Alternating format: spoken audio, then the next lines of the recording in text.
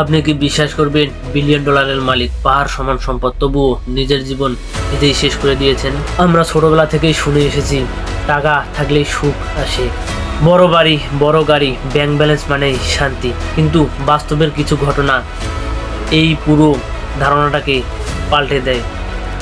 আজ আমরা দেখব টাকা ও সুখের আসল সম্পর্ক কি। মোশাররফ করিম একটা নাটকে বলেছিল, হে আল্লাহ, তুমি শুধু আমাকে 1 বস্তা টাকা দাও। এক বছর টাকা বাবা, বেশি চাচ্ছি না। টাকার পরে কি বললো রে?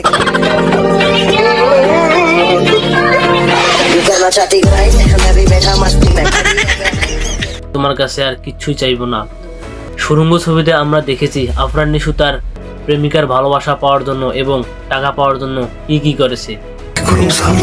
আমার ময়নাই তো আমার এই মনের ঘরে এসো, এই বুকের বাপাশেতে তোমার নামই জপে।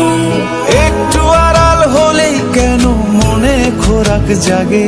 যে পুরুষের টাকা নাই ওই পুরুষের বউ পাওয়ার যোগ্যতা নেই। তারপর থেকে সালাম একটা জিনিস বলছি স্যার, টেকার কি দরকার? ওই যে রেল লাইন যে আসে না, লাইন যায় ওই রকম ভালোবাসার সাথে টেকার খুব দরকার। ওই দুটো এক লগে যায়, টেকা না থাকলে ভালোবাসাও থাকে না কখনো তোমার মতো। কিন্তু তবুও সে সুখের দেখা পায় নাই। শেষ পর্যন্ত আমরা দেখি সে ওই কোটি কোটি টাকা এবং তার প্রেমিকা দুজনকেই পুড়িয়ে ফেলেছে। এখন আসা যাক মোশাররফ করিমের ওই 1 বস্তা টাকা ঠিক কতগুলো হবে।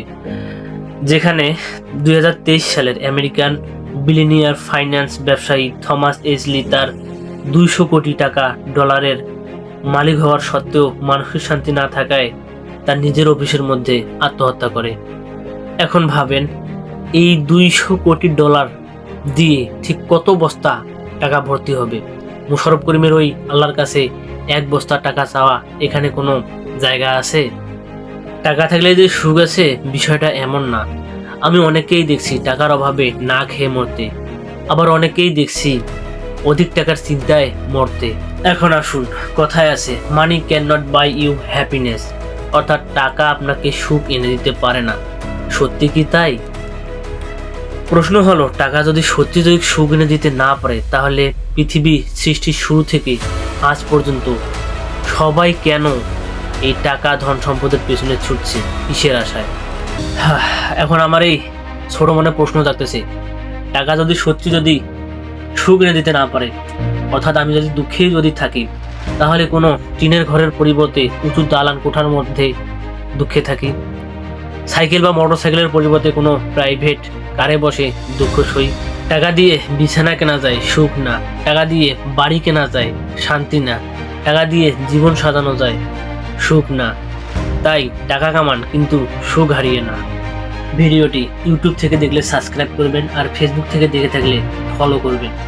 আর হ্যাঁ, ভিডিওটি কেমন হয়েছে অবশ্যই কমেন্টে জানাবেন, এবং আপনি ঠিক কী পরিমাণ টাকা হলে নিজেকে সুখী মনে করবেন অবশ্যই কমেন্টে জানাবেন।